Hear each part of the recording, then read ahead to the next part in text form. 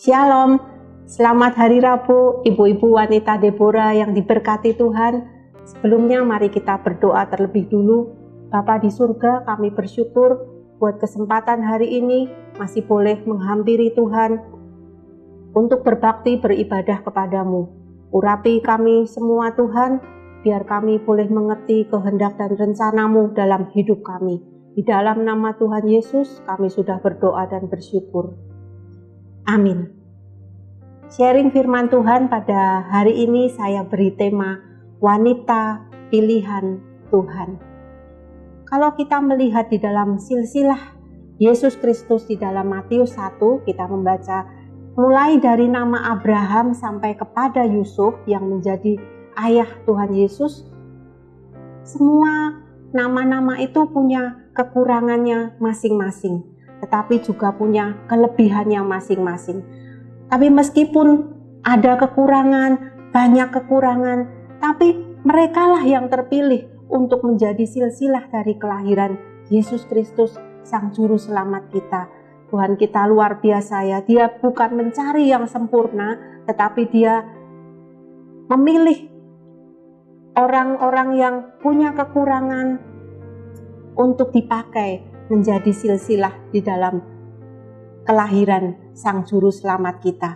Kita hari ini mau belajar dari salah seorang nenek moyang Yesus Kristus, yaitu seorang wanita yang bernama Ruth. Nama yang sudah tidak asing lagi bagi kita semua.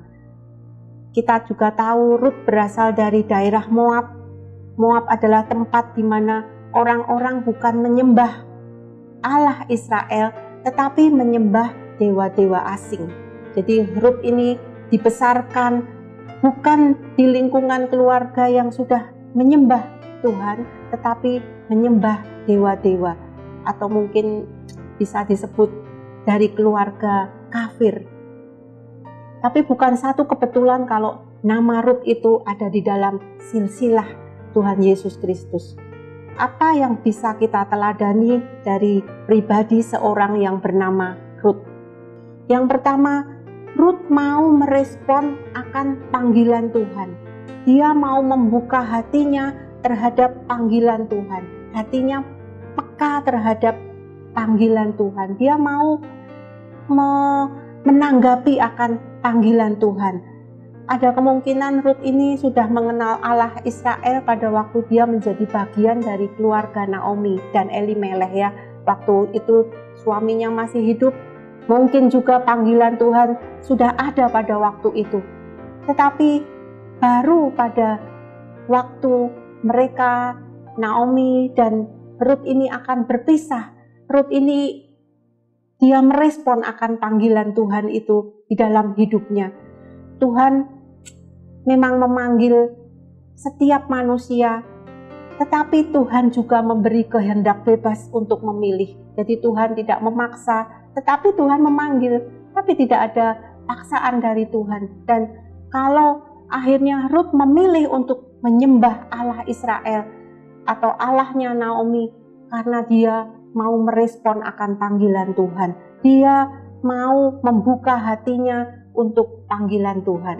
Sehingga dia berkata di dalam Rut 1 ayatnya yang ke-16, tetapi kata Rut, janganlah desak aku meninggalkan engkau dan pulang dengan tidak mengikuti engkau. Sebab kemana engkau pergi, ke situ jugalah aku pergi. Dan di mana engkau bermalam, disitulah aku bermalam. Bangsamulah bangsaku dan Allahmulah Allahku. Keselamatan itu diberikan karena anugerah Tuhan. Dan tiap-tiap orang diselamatkan dengan cara yang berbeda-beda.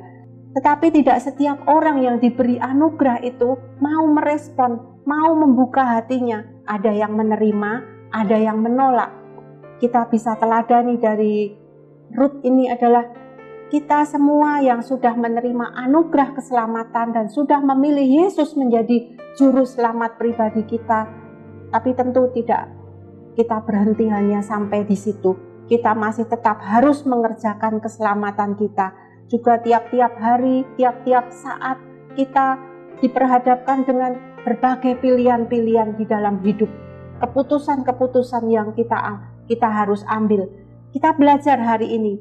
Mari miliki hati yang peka, hati yang terbuka, hati yang mau memilih untuk memilih kebenaran, hati yang mau merespon mungkin dari nasihat-nasihat firman Tuhan. Karena kadang saat kita membaca atau mungkin mendengar firman Tuhan, kadang-kadang ada teguran di hati kita.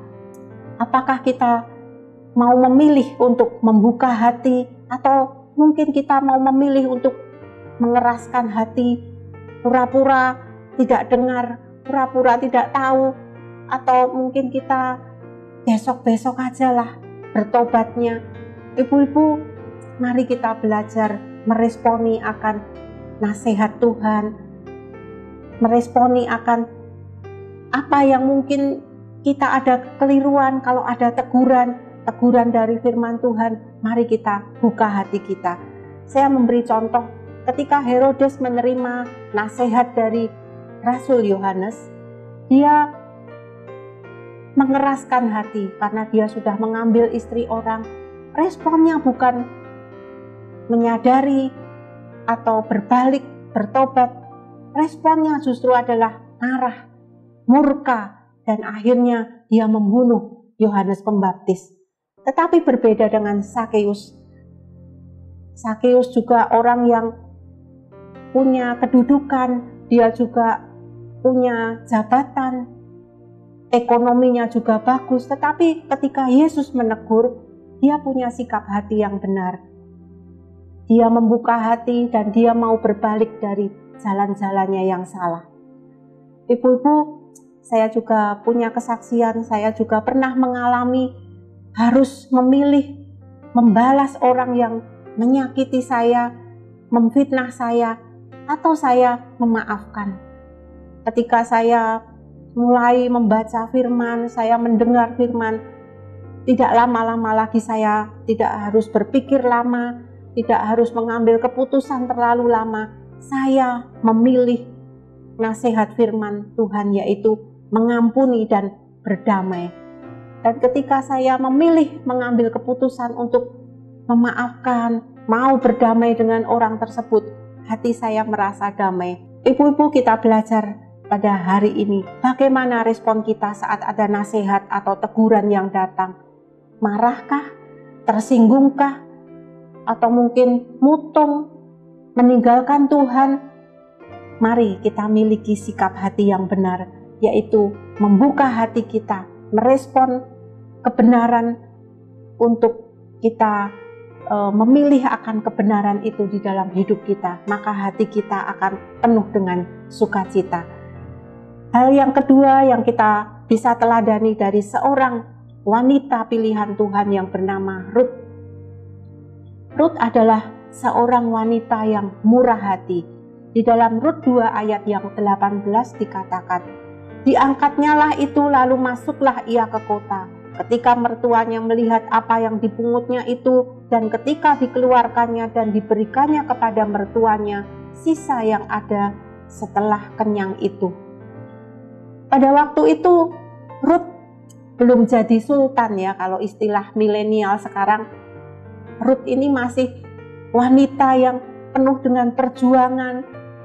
Dia harus bekerja keras untuk menghidupi dirinya sendiri, untuk mencari makan setiap hari. Dia harus bekerja dengan keras.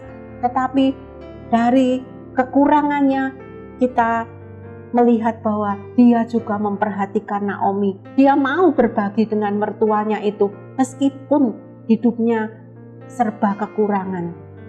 Kita akan baca 2 Korintus 8 ayat 1 dan 2. Saudara-saudara, kami hendak memberitahukan kepada kamu tentang kasih karunia yang dianugerahkan kepada jemaat-jemaat di Makedonia.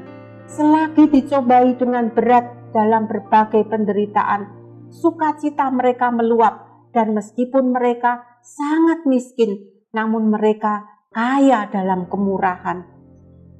Ibu-ibu, kita belajar dari jemaat di Makedonia. Untuk murah hati itu ternyata tidak harus menjadi kaya terlebih dulu.